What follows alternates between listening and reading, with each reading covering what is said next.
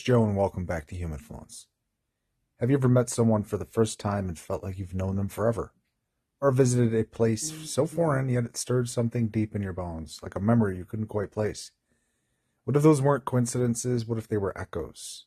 Echoes from another life. Grab my book, Echoes of Past Lives, on Amazon now. Reincarnation isn't just a spiritual belief, it's one of the most ancient and persistent ideas in human history. From the temples of India to the philosophers of Greece, from Tibetan monks to modern children remembering lives they never lived. Humanity has long suspected that death isn't the end, it's a door, and life, it's a classroom you return to again and again. Hinduism and Buddhism, the soul is seen as eternal, evolving through cycles of birth, death, and rebirth. Your current life is just one chapter in a much longer book, and your actions, your intentions, your choices shape what comes next. This is the law of karma, not punishment, not cosmic revenge. Karma is cause and effect, written across lifetimes. It's not what happens to you, it's what your soul attracts for its own evolution. In the West, reincarnation is often dismissed as superstition until you start listening to the stories. There are children, many documented by researchers, who speak of names, places, and events from past lives. Some recall the color of the walls in a house they've never been to. Others describe how they died, with details later verified by records. Coincidence? Imagination? Or memory resurfacing from a life before? Dr. Ian Stevenson, a psychiatrist at the University of Virginia, spent decades researching thousands of such cases. He found that many of these children had birthmarks or deformities that matched injuries from the previous death, verified by medical records and eyewitnesses. What science often overlooks is that consciousness may not be produced by the brain, but transmitted through it. Like a TV receives a signal, when the set breaks, the signal doesn't end. It simply finds another receiver. So what does this all mean for you? It means your story is bigger than this lifetime. The challenges you face, the relationships you struggle with, the fears that seem irrational may not have began here.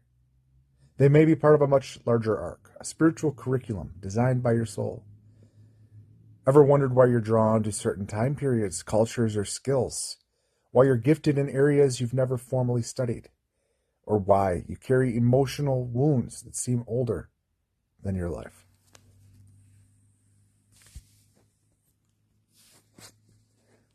These could be fingerprints of a soul in motion, one that has lived, learned, and loved before, with unfinished business and sacred purpose. Again, this isn't about escapism, though. Reincarnation doesn't mean you can avoid responsibility. In fact, it demands even more of you. Because it suggests that you chose this life, its conditions, its challenges, its timing, for reasons you might not yet understand. And that's where the real power lies. You're not a victim of fate. You're a participant in destiny. Every decision you make ripples through lifetimes. Every act of kindness, every moment of growth it carries forward. Just like unresolved trauma, unresolved karma follows you until it's transmuted. So how do you begin to heal what you don't remember? By becoming aware, listening to your intuition, recognizing cycles that keep repeating, and choosing differently. Forgiveness is powerful in this work, especially the kind that has no logical explanation. Sometimes the people who hurt you most in this life were the greatest teachers in another. And sometimes the love you feel for a stranger is ancient. This isn't just poetic, it's practical, because if you take reincarnation seriously, then every interaction becomes meaningful. Every moment sacred, every hardship a clue. You stop asking, why is this happening to me? And asking, what is this here to teach me? And that shift in awareness, that's evolution. That's liberation. For the point of reincarnation isn't to be stuck in endless loops, it's to grow, to remember to rise. Until at last you no longer need to come back. Unless you choose to, and maybe you will. Not because you must, but because you love.